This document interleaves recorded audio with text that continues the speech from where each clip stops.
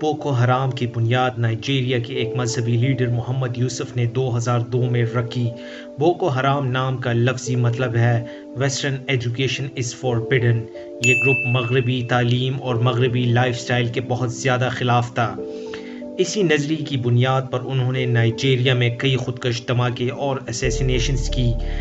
یہ گروپ شروع میں مغربی طرزی حکومت کو نائجیریا میں موجود کرپشن اور ناانصافی کی بنیاد سمجھتا تھا، اور شروع میں ان کا مقصد نائجیریا میں مغربی نظام حکومت کی جگہ شریعت لانا تھا، لیکن 2009 میں ان کے لیڈر محمد یوسف کی سیکیورٹی فورسز کے ہاتھوں موت کے بعد ان کے مقاصد بدل گئے۔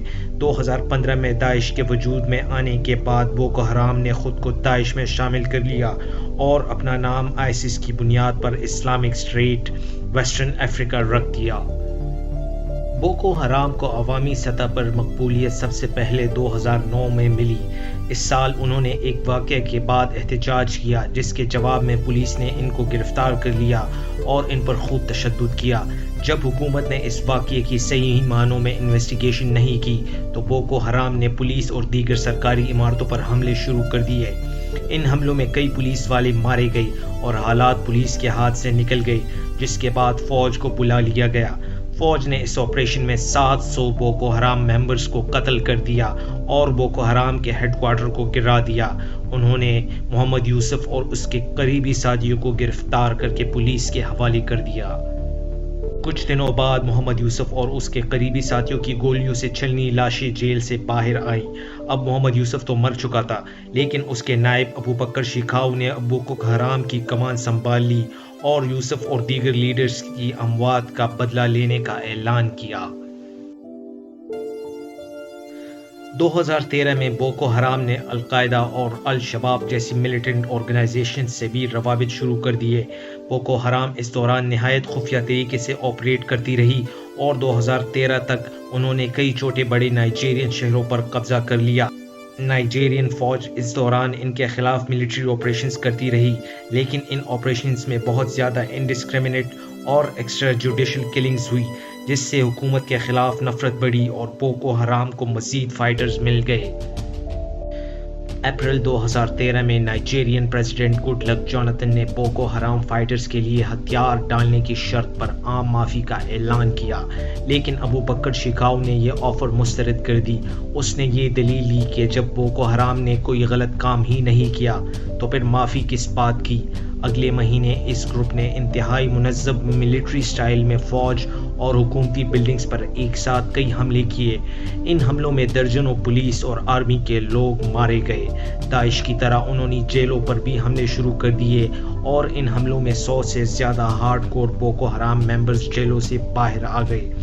اس کے جواب میں حکومت نے ایئر سٹرائکس اور ہزاروں فوجیوں کی مدد سے بوکو حرام کے خلاف ایک بڑا ملٹری آپریشن شروع کر دیا۔ بوکو حرام نے بھی اپنی کارروائیاں جاری رکھی اور اب اسکول بھی ان کا ایک خاص نشانہ تھے۔ ان حملوں کے نتیجے میں 2013 کے آخر تک 1200 سے زیادہ نائجیرینز مارے جا چکے تھے۔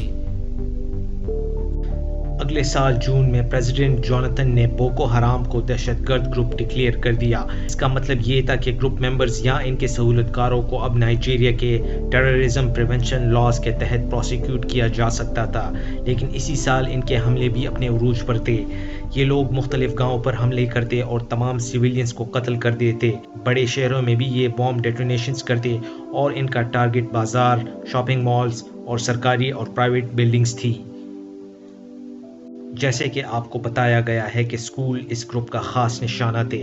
فروری 2014 میں انہوں نے یوبے صوبے میں ایک اسکول پر حملہ کیا اور تقریباً 50 اسٹوڈنٹس کو قتل اور اسکول کی بلڈنگ کو تباہ کر دیا۔ ان حملوں کے باوجود ابھی تک انٹرنیشنلی ان کو صحیح معنوں میں کسی نے ریکگنائز نہیں کیا تھا، لیکن 2014 میں ہی انہوں نے ایک ایسی کارروائی کی جس کے بعد دنیا کے لیے بوکو حرام کی کارروائیوں سے نظریں پھیرنا ممکن نہیں تھا۔ 14 اور 15 اپریل 2014 کی رات بوکو حرام کے سپاہی لڑکیوں کے ایک سرکاری اسکول میں داخل ہو گئے۔ یہ ایک ایسا علاقہ تھا جہاں زیادہ تر عیسائی بستے تھے۔ بوکو حرام ممبرز نے نائجیرین فوج کا یونیفارم پہنا ہوا تھا، جس کی وجہ سے کسی کو حقیقت کا پتہ نہیں چل سکا۔ انہوں نے اسکول میں موجود 280 لڑکیاں جن کی عمریں 16 سے 18 سال کے درمیان تھی کو اغوا کر لیا۔ انہوں نے کچھ لڑکیوں کو ٹرکوں میں ڈالا جبکہ بقیہ لڑکیوں نے جنگل میں موجود بوکو حرام کے ہیڈ کوارٹرز تک کا راستہ پیدل طے کیا۔ بوکو حرام نے نائجیریا کے سبیسا جنگل میں اپنا ہیڈ کوارٹر بنایا ہوا تھا۔ یہ لوگ ان لڑکیوں کو اغوا کر کے اس جنگل میں لے گئے۔ انہوں نے زیادہ تر لڑکیوں سے زبردستی شادیاں کی جبکہ کچھ وہاں سے بھاگنے میں بھی کامیاب ہو گئی۔ ان لڑکیوں میں سے 6 انہی کیمپس میں سے اس دنیا سے چلی گئی جبکہ 100 سے زیادہ آج بھی مسنگ ہے۔ اس واقعے کے بعد افریقہ میں بوکو حرام کے خلاف عوامی غصہ بہت بڑھ گیا۔ 2015 میں نائجیریا اور اس کے پڑوسی ممالک نے بوکو حرام کے خلاف ایک بڑا ملٹری آپریشن شروع کر دیا۔ یہ آپریشن کافی حد تک کامیاب رہا اور اس کے نتیجے میں بوکو حرام کے زیر کنٹرول علاقے حکومت کے اختیار میں واپس آ گئے۔ لیکن اسی سال بوکو حرام نے خود کو داعش میں شامل کر لیا اور یوں داعش کا اثر و رسوخ بوکو حرام کی صورت میں افریقہ تک پہنچ گیا۔ اسی سال بوکو حرام 2 حصوں میں تقسیم ہو گیا۔ زیادہ تر بوکو حرام ملیٹنٹس ابو مصعب البرناوی کے گروپ میں شامل ہو گئے۔ یہ وہ شخص تھا جو کہ گروپ کی بنیاد رکھنے والے محمد یوسف کا بیٹا تھا، جبکہ دوسرے گروپ کا سربراہ ابوبکر شیکاؤ تھا۔ شیکاؤ کا گروپ پہلے گروپ سے کہیں گنا زیادہ تشدد پسند اور عوام پر حملہ کرنے کے حق میں تھا۔ اسی وجہ سے برناوی اور ابوبکر شیکاؤ کے گروپ میں اختلافات بہت زیادہ بڑھ گئے۔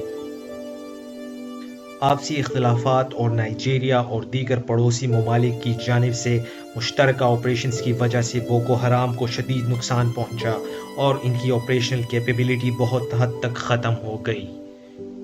لیکن یہاں ایک اور بات کرنا بھی بہت ضروری ہے کہ 2019 میں انہیں ابو عبداللہ ابن عمر البرناوی کی صورت میں ایک نیا لیڈر ملا، جس کے بعد بوکو حرام خود کو دوبارہ متحرک کرنے کی کوشش میں لگ چکا ہے۔